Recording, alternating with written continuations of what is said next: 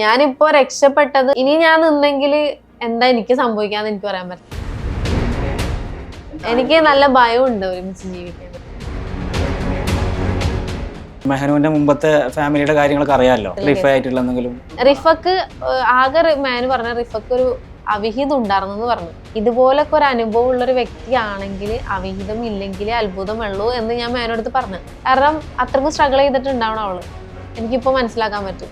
2 കൊല്ലത്തിനുള്ളിൽ ഞാൻ അത്രക്കും mentally physically ഞാൻ ഓക്കെ അല്ലെങ്കിൽ നമ്മൾ ഒരാളുടെ വാക്കല്ലേ കേൾക്കണുള്ളൂ, മരിച്ചാളുടെ വാക്ക് നമ്മൾ കേൾക്കണില്ലല്ലോ. നീ ഇപ്പൊ അനുഭവിച്ചത് നീ അത്രയും മരിച്ച പെൺകുട്ടീനെ പറഞ്ഞില്ലേ, ഇപ്പൊ നിനക്ക് മനസ്സിലായില്ലേ എന്ന് പറയുമ്പോ ശരിയാണ്, അതിൽ എനിക്കൊന്നും പറയാനില്ല.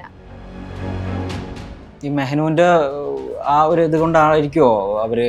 എനിക്ക് ഡൗട്ടുള്ള എന്താ സംഭവം എന്ന് വെച്ചെങ്കിൽ, മൂന്നാർ വെച്ചിട്ട് അവൾ അവിഹിതത്തിൽ പിടിച്ചിട്ട് സൂസൈഡ് ചെയ്യാത്ത കുട്ടി ദുബായിൽ വെച്ചിട്ട് ഒരു സംഭവം ഇല്ലാണ്ട് അത് സൂസൈഡ് ചെയ്യണമെങ്കിൽ അതിലെന്തോ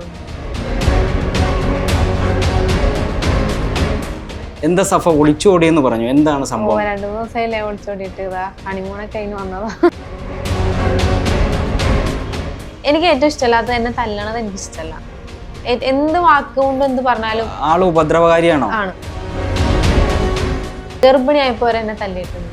കുട്ടി അവിടെ വാക്കറിൽ നടക്കുന്ന സമയത്ത് ചെറിയൊരു ഇഷ്യൂ ഉണ്ടായുള്ളൂ. ചെറിയൊരു ഇഷ്യൂ എന്ന് പറഞ്ഞാൽ ചെറിയ ഇഷ്യൂ. അപ്പൊ മാനു ഫ്രണ്ടിന്റെ അടുത്ത് ഇങ്ങനെ തെറി വിളിച്ച സമയത്ത് ഞാൻ പറഞ്ഞു, മാനു കുട്ടിയുടെ മുന്നിൽ നിന്ന് ഇങ്ങനത്തെ വിളിക്കല്ലേ, അത്രേ പറഞ്ഞോളൂ. ആ ഒരു ഒച്ചപ്പാടിന്റെ ഇടയ്ക്ക് മാനു തല്ലിയ സമയത്ത് വാക്കറിലിരുന്ന കുട്ടി അലറി. നമുക്ക് ഒറ്റക്കാണി ഓടി രക്ഷപ്പെടാം, പക്ഷെ കൊച്ചിനെ കൊണ്ട് എനിക്ക് പേടിയായി. മാനു അപ്പോഴത്തേനും വാക്കർ എടുത്തെറിഞ്ഞ് അവിടെ ഇരിക്കുന്ന സാധനങ്ങളൊക്കെ വലിച്ചെറിഞ്ഞ്. അപ്പൊ എനിക്ക് ടെൻഷനായി, കൊച്ചിന്റെ മേത്തോണ്ട തീർന്ന്.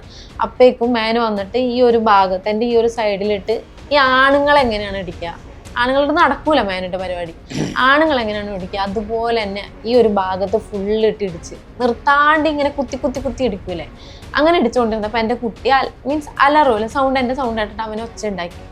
അതിപ്പോഴും എൻ്റെ മനസ്സിലുണ്ട്. അത്രയും ഉപദ്രവകാരിയാണോ ഈ മെഹനു എന്ന് പറഞ്ഞ ആള്? സൈക്കോ ആണ് സത്യം പറഞ്ഞെങ്കിൽ. ഇപ്പൊ ചിരിച്ച ആള് പെട്ടെന്ന് കുറച്ച് കഴിയുമ്പോൾ കരയും, ഇപ്പൊ കരഞ്ഞ ആള് പെട്ടെന്ന് കുറച്ച് കഴിയുമ്പോൾ ദേഷ്യപ്പെടും. അങ്ങനത്തെ ഒരു ക്യാരക്ടർ, ആർക്കും മനസ്സിലാവാത്ത ക്യാരക്ടർ. 2 വർഷം ജീവിച്ചിട്ടുള്ള എനിക്ക് സത്യം പറഞ്ഞ ക്യാരക്ടർ എനിക്ക് മനസ്സിലായിട്ടില്ല. മെഹനു, സഫ, ലല്ലു, ഫെർമീന ഇതില് മൊത്തത്തില് കുഴഞ്ഞു കിടക്കുന്ന ഒരു പോലെ കണ്ടു. അത് ഫസ്മിനാന്റെ എക്സ് ഹസ്ബൻഡ് ആണ് ഈ ലല്ലു.